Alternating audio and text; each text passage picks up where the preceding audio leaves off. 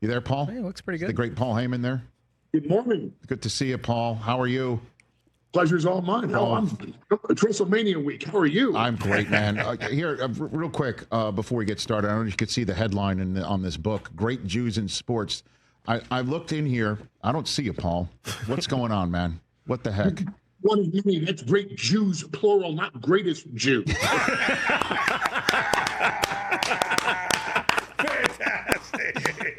Ask a direct question, get a direct answer. I mean, I don't know. See, we knew that setting you up would be like a spinning curveball in the zone to the Bambino, and and we just didn't know what the answer would be, how far the home run would go, No, straight out of the ballpark, right across the Grand Concourse, all the way to Rochambeau Avenue in the Bronx. That's it, man. Tape measure shot. A tape measure shot from the Hall of Famer to kick things off. Yeah, I mean, I had this book along. My parents gave me this book when I started the show, and I'm like, I don't know when I'm ever going to use it. So anytime that, I have a fellow member of the tribe, I figured I'd bust it out, Paul. You know what I mean? Mazel tov. Other than Goldberg and you, am I missing anybody in the history of wrestling from the tribe? Paul? Hey, it's funny because within this industry, the tribe that I'm most concerned of resides on the island of relevancy, where we don't have that many synagogues. So besides the acknowledgement and the worship of the tribal chief, yes. At the moment, I'm not really paying attention, especially on Friday nights, as to who is not observing the Sabbath to appear on SmackDown. Is that the answer you were hoping for, TJ? As a producer, yes. Ladies and gentlemen, Paul Heyman. Fantastic. Back on the Rich Eisen Show Radio Network. All one big happy family. The WWE superstar, the wise man himself, one of our favorites, Paul Heyman, in advance of WrestleMania 41, taking place this very weekend at Allegiant Stadium in Las Vegas. Streaming in the U.S. on Peacock, everywhere else on Netflix. The great Paul Heyman is here. Yes. How are you, sir? How are you, sir? I'm a blessed man. How are you, sir? Well, I'm just looking around. Are you in the hangover suite, Paul? Like, what the heck? What's happening here in Vegas? What do you got? Oh, my God. Wow. Oh, whoa. Is that a baby grand piano in your hotel accommodations, Paul? Is it really? Yeah, and if I would actually take you on a tour of this thing, you'd see a swimming pool, a gym, a whirlpool hot tub, and then there's the second floor.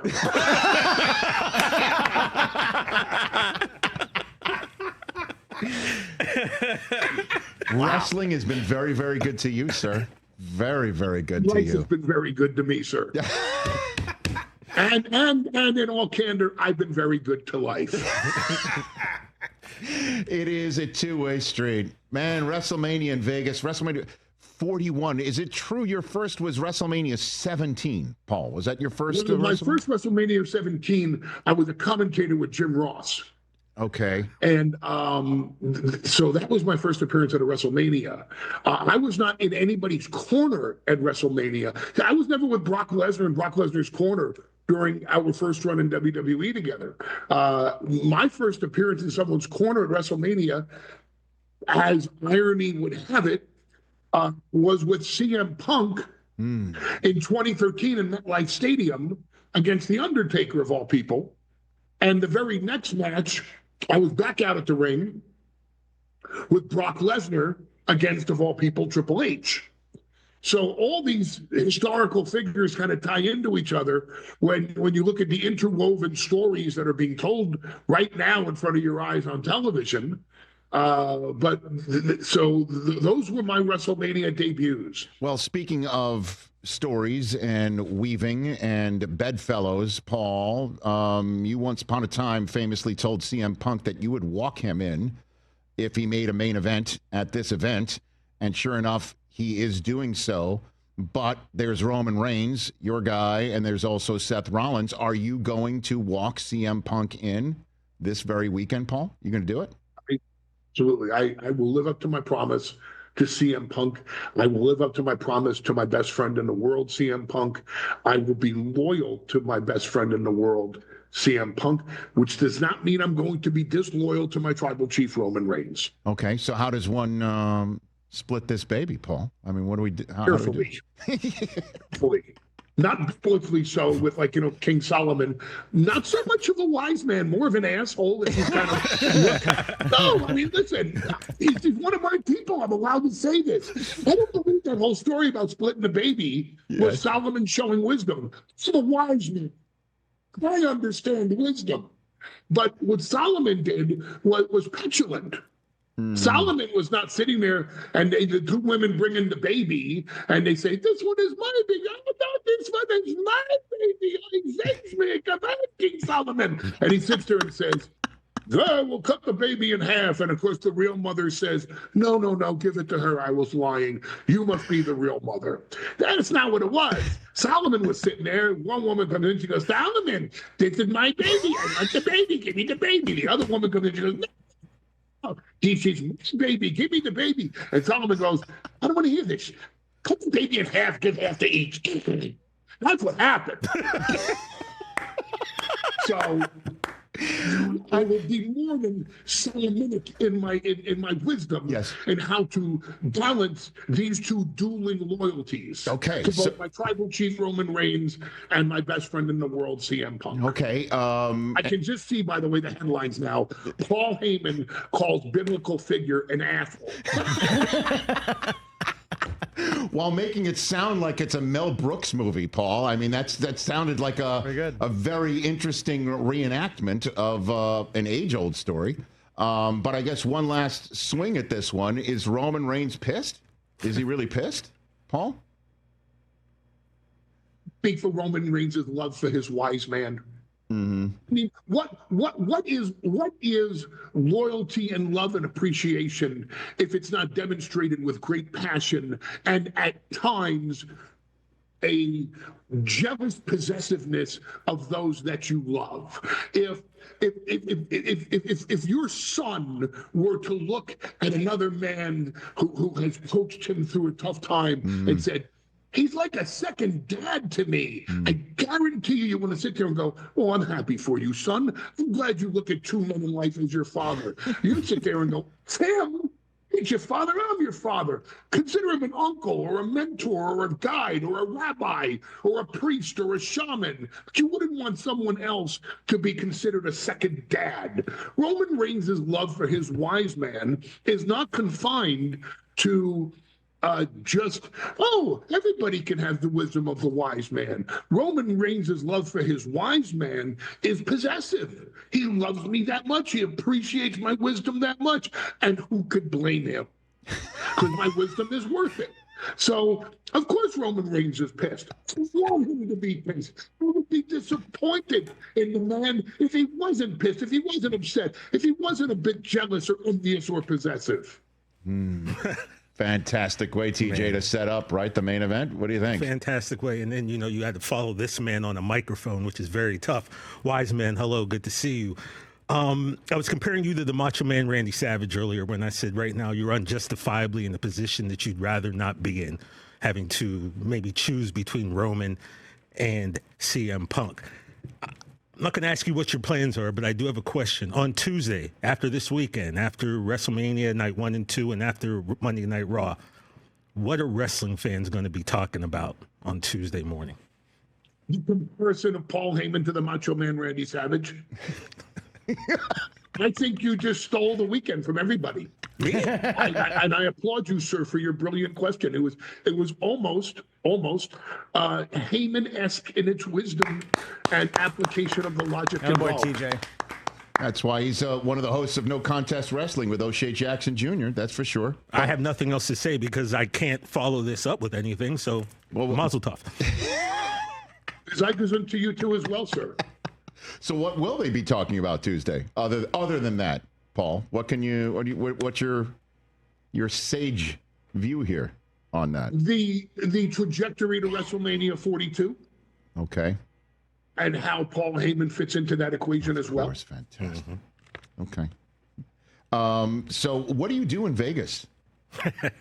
Paul, what's Paul Heyman doing? What does a Vegas week look like for Paul Heyman, WWE superstar? Pretty much prepare for the Rich Eisen show, and then I celebrate my participation in such afterwards. Do you hit a table, Paul? Oh, no. No. You don't do that? You don't do that sort of thing? Not interested in gambling at a casino. I'd be far more interested in owning a casino. Attaboy. I like it. Well, I like that. It's like I don't go to events. I produce or present or write or perform in events. I don't know how to be a bystander. I don't know how to sit in the crowd. I just it's not how I'm wired. If I'm at a blackjack table, I'm sitting there trying to figure out, wow, how do you own this thing? How do you market this thing? How do you present this thing? How do I pull from those who pull from it from the masses? Mm-hmm. So when was the first time you ever went to Vegas? Did you see a show? Like what about that, Paul? Give me that one. I don't know the first time I ever arrived in Las Vegas. I really don't remember that. I know that I was performing here at the Tropicana with Vern Gagne's AWA when I was 21 years old. What were you doing? What were you performing? I was Paulie Dangerously managing the original Midnight Express on ESPN. Wow. Paulie Dangerously, huh? Like carrying the Zach Morris brick phone that we have in front of Del Tufo. Okay, I like it. All right. Now, why do they call it the Zach Morris brick phone? It should be the Paulie Dangerously phone. Yes, because that prick stole it from me. Come on. I mean, how many times has the entertainment business stolen from me and then, the Zach Morris brick phone? Now, if you want to call it the Gordon Gekko brick phone, yes. I like that character so much. I'll even give him the credit on it. But the Zach Morris, Saved by the Frickin' Bell. This goes back to 1994. When I changed the name of the ECW from Eastern Championship Wrestling to Extreme Championship Wrestling, and 6 months later, Extreme was just in vogue all over the world. Extreme Taco Bell, Extreme Whopper, Extreme Big Mac, Extreme Ford Truck, Extreme Chrysler Pontiac, blah, blah, blah, blah, blah. Then in 2013, 2014, when Brock Lesnar conquered the streak, eat, sleep, conquer, repeat, and nobody had heard of that phrase before, and within a year, everywhere you went, eat, sleep, blank, repeat, and it's still going on to this day. And now it even goes back to all the way back then when I was the only person in movies, television, any form, music, any form of entertainment or sports that had a phone on me 24/7, where people would even say to me, "You carry a phone 24/7? Why do you do that?" There it is, right? Yeah, I've had this as my real phone. This was my phone. These are the best. People would say to me, nobody walks around with a phone 24/7, 365. And I sat there and said, listen, this is not a prediction. It's a spoiler. This is the future, and I'm ahead of the curve. And of course I was. Yes. And because I had the big brick phone. And now, here we are decades later. Is it the Paul Heyman brick phone? Is it the Paulie Dangerously brick phone? It's the Zach Morris. And you know what? I'd even give him the credit if he was man enough to bang Elizabeth Berkley on the show, but he wasn't man enough to do it. So why do we give him any credit as a man to begin with? Well, you'll be then pleased to know, Paul, not just this is a flex for us as well, but the one that we're... he did bang Elizabeth Berkley? No. I can confirm that. But the phone that is being held up is in fact signed by Michael Douglas as Gordon Gekko when he appeared on this program, because you and I share a similar thing other than just being great Jews in sports. We only know one way to do things, Paul. You know what I'm saying? You and I. Only one way. We know how to do it. It says number one or not at all. That's because correct. In the dog race of life, if you're not number one, the view is all the same. And then, if I'm not mistaken, the artist formerly known as Paul E. Dangerously, who was ahead of his time with a brick phone, you are also the host of the all-new 2K Showcase, if I'm not mistaken, 21st Century style, correct? That is true. Why don't I give you the floor on this, Paul? Well, 2K Sports, in their infinite wisdom, reached out not only to your tribal chief, but also to your wise man to be on the cover of WWE 2K25. They also had us on the cover of the special Bloodline edition of WWE 2K25. And then they have had me do a whole bunch of media that no one from the sports entertainment industry has done before. So massive credit to the expansionist concept and the marketing of WWE 2K25 to not just limit us to media that typically covers wrestling or media like yours that only covers the very, very top end of this industry, but to expand us into other genres and avenues of media and publicity that had before never touched the subject, even if it's video games, even if it's a multi-billion-dollar video game, that had never touched the subject before, even though in some ways it was worthy, but never worthier, or it's not a word. I correct my own grammar. I asked my mother for forgiveness. More worthy than when Roman Reigns and Paul Heyman are on the cover of the game. The all-new 2K showcase. There's that, and then, of course, WrestleMania 41 Saturday and Sunday at Allegiant Stadium, and the event streams live in the U.S. on Peacock, everywhere else on Netflix. And you have this room for 5 nights, huh? This is impressive. I mean, my God. Then I'm leaving. Who said I'm leaving? What are you going to do, kick him out? You know, I don't know if you noticed this. Yes. And by the way, Yes. I will go public with this. Please. I owe you an appearance there live in your studio. Yes, I sir. do.